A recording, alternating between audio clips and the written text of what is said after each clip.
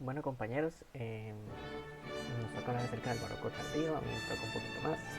El barroco tardío es una época de la música clásica que se desarrolla entre los años 1700 y 1750 específicamente.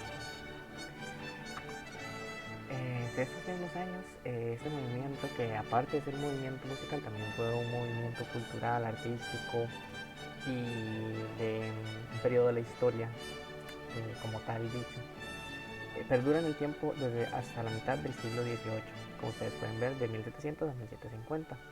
Termina cuando los grandes expositores del movimiento fallecen, que fueron personas nacidas cerca de 1620 a 1650, entonces pues la mayoría mueren de vejez o de las enfermedades que no se podían tratar en la época. Y este periodo fue caracterizado por la experimentación en el ámbito musical, aunque es todavía un poco más conservador en el estilo monárquico, es decir, que se utilizan escalas, armonías y notas que en general evocan más a la época de los reinados, de las grandes monarquías. Se populariza musicalmente el concierto, la sinfonía, la sonata y la cantata. Algunos de los grandes expositores, aquí tenemos cuatro, que no son los más grandes, pero es importante mencionarlos. La mayoría de ellos nacen dentro de obviamente su país natal, como por ejemplo Domenico Scarlatti, italiano que más tarde sería muy importante en el país de España, gran expositor en España de ese tipo de música. Antonio Vivaldi es bastante conocido por la mayoría de personas que conocen un poquito más acerca del tema. Él escribe lo que son las cuatro estaciones y es el que empieza a darle mucho protagonismo a lo que son secciones de instrumento solista. En este caso él era violinista, entonces da mucha importancia a lo que es el violín dentro de la composición, mostrando varias secciones donde el violín suena solo y después suena toda la orquesta, ¿verdad? Bastante conocido, repito, por el tema de las cuatro estaciones.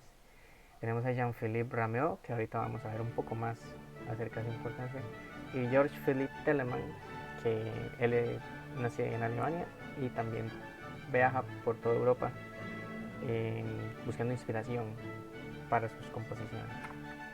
Estos dos de acá son los dos exponentes más importantes dentro del movimiento del barroco tardío.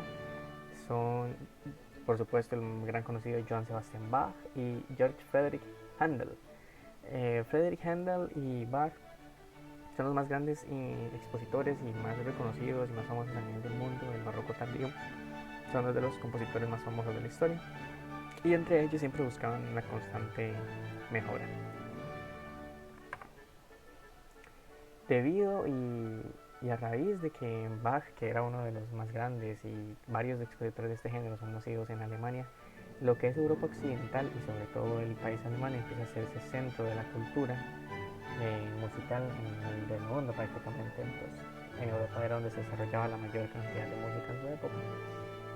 Y además de esto empieza a alcanzar el movimiento barroco su cenit, es decir, que se empieza como a consolidar ya de manera bastante sólida lo que es la música en sí, lo que entendemos hoy en día como música, la manera de hacerlo, por lo menos dentro del mundo occidental. Los orientales en su momento tenían un sistema muy diferente y tienen un estilo de música muy diferente, pero a nivel occidental es aquí donde ya se sientan las bases puramente de lo que hoy conocemos como música, en su momento música clásica.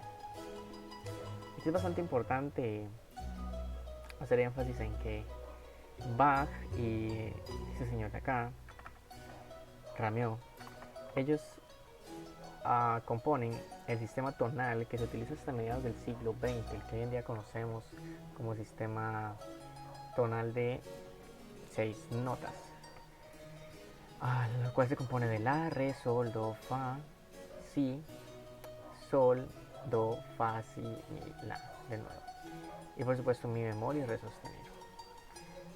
Cada una de las notas tiene variaciones sostenidas y tiene, es decir, su nota natural y tiene su variación sostenida y su nota bemol. Este sistema para medir lo que son las notas como tal y poder ordenarlas en una escala y tener conocimiento y lectura musical fue perfeccionado por estos dos señores en esa época. Y hasta mediados del siglo XX no se toca o no se modifica. Igual hoy en día no está muy modificado, así que podríamos decir que su legado perdura hasta el día de hoy.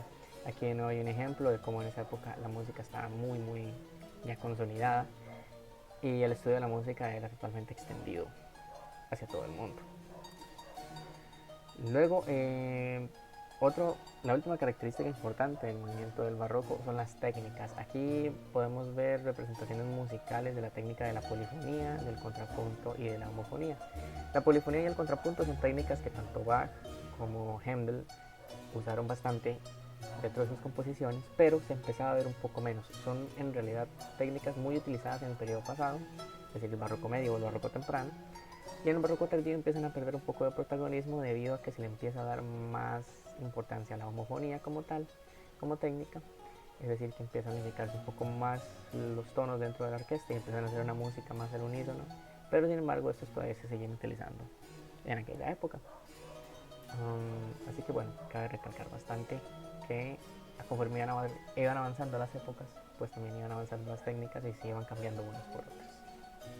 Sin nada más que decir, muchas gracias por su atención. Esto fue básicamente el periodo del barroco, un periodo muy importante que sienta las bases para el resto de periodos ya un poco más modernos que empiezan a introducir un tipo de música que nos es a grandes rasgos un poco más familiar, aunque siga siendo música clásica. Y esperamos que les haya sido de mucha utilidad. Muchas gracias.